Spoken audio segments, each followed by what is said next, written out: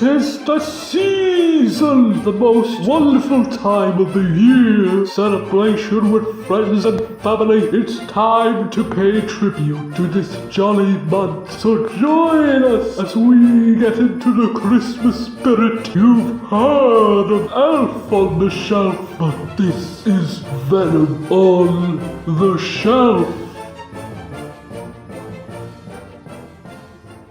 But we were planning on being married right after Christmas. Ha! See? Christmas related. It counts! I can't lie here. I've got to get up and trim that darn Christmas tree. See, look! Christmas tree. There's a wreath on the wall. Yep, it counts. I'm taking it. It counts. Christmas.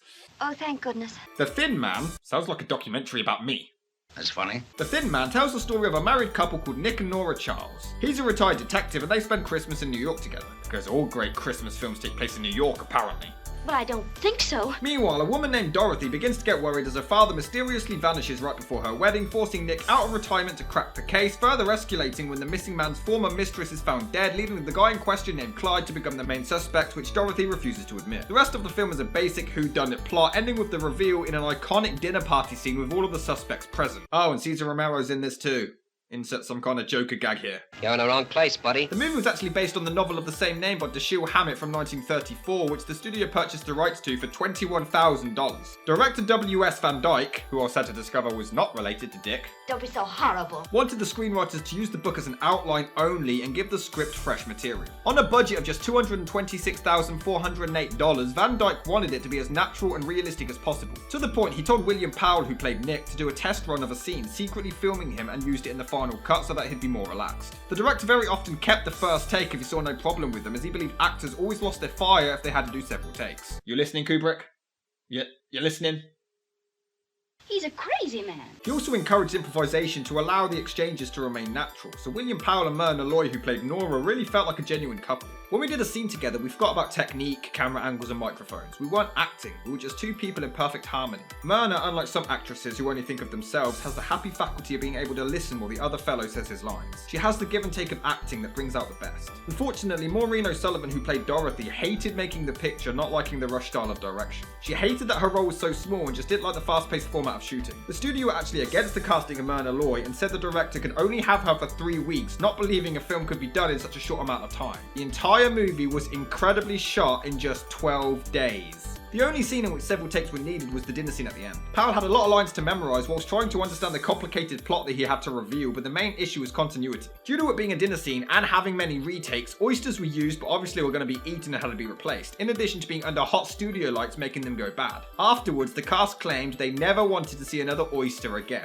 The Thin Man was released on May the 25th, 1934 to positive reception both at the box office and among critics. The movie was such a big hit, it even spawned a whopping 5 sequels as late as 1947. In fact, this was the first ever movie to spawn a sequel with the exact same characters. It ended up grossing $1.4 million and it was even adapted as a radio play on June the 8th, 1936 with the cast all reprising their roles. It's alright. The Thin Man is alright.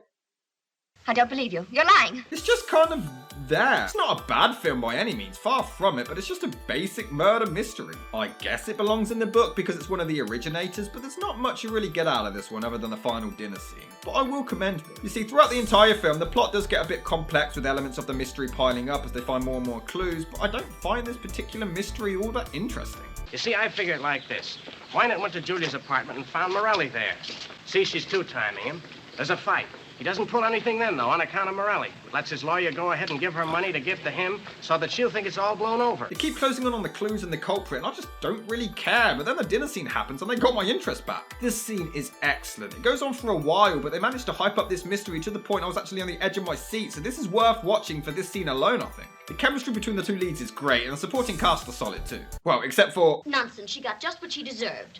Did you kill her? Gilbert. I just love that delivery, like right in her face and just so blunt. In fact, this guy is hilarious. Could I come down and see the body? I've never seen a dead body. He just says whatever he wants. He has no filter. I love it. But there's also one last bad read. That's all right. You're driving me crazy. Actually, some of the worst acting I've ever seen. It's just a basic film with some basic flaws. What, another young man? It's the same one. It's been the same one for 3 months. Oh, forgive me, how do you do? Now take a good look at him, Dad. Try to remember him. Because He's going to be your son-in-law. Well, that is if it's all right with you, sir. They're engaged after just 3 months. And her father doesn't even bat an eye. He's completely fine with it. Is he really her dad? I'll answer that. Hello. Hello. Alors, cher monsieur. What are you going to do?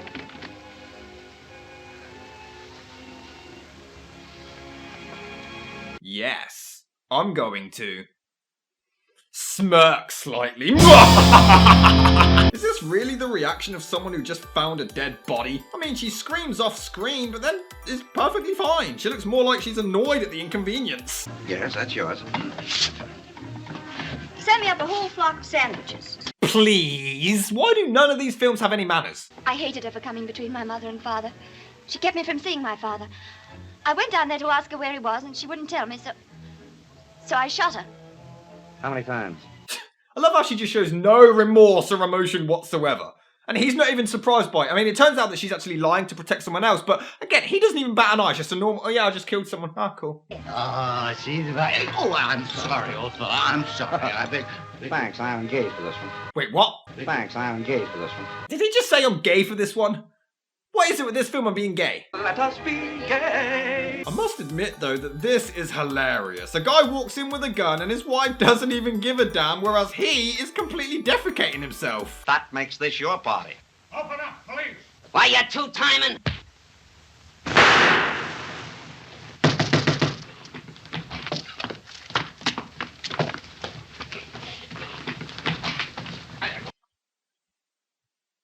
What the hell just happened? I mean, he punches his wife randomly, but then the editing and choreography is just so weird. Then the cops run in, completely silent. Why does no one shout out any warnings anymore? What knocked her out? I did. She was on the line of fire. 1? No, she wasn't. He was pointing the gun at you, you moron. 2, you know, there is a way you can just push someone out the way. You don't have to punch them just because there's a gun. Oh my god, Rob, someone's gonna throw a paper airplane at you! Huh? You got a pistol permit? No, but I'm white and American, so I'm allowed to kill without any repercussions whatsoever. And then I guess they ran out of plot, so they decide to just have him randomly shoot at Christmas decorations for no reason. But it's nowhere near as awkward as this, the clunky way you get shot and then randomly time transition. Yeah, he's dead, moving on. You give such charming parties, Mr. Charles. Thank you, Mrs. Charles. Why the hell do they call each other Mr. and Mrs. Charles? The murderer is right in this room, sitting at this table. I could have gone to the police about it, but nah. Well, aren't you going to tell us who it is? I don't know. But I thought if we all had a little get-together, we might be able to find out. So, how do you even know they are at the table? But also, why the hell does everyone make themselves look so guilty and suck at hiding it? Well, if he knew, he didn't tell me. You can't drag me into this. The film is just mediocre. I'd recommend the final dinner scene, and if you're into murder mysteries, you'll probably get a kick out of it, but for me, it's just average. Check it out for yourself to see what you think.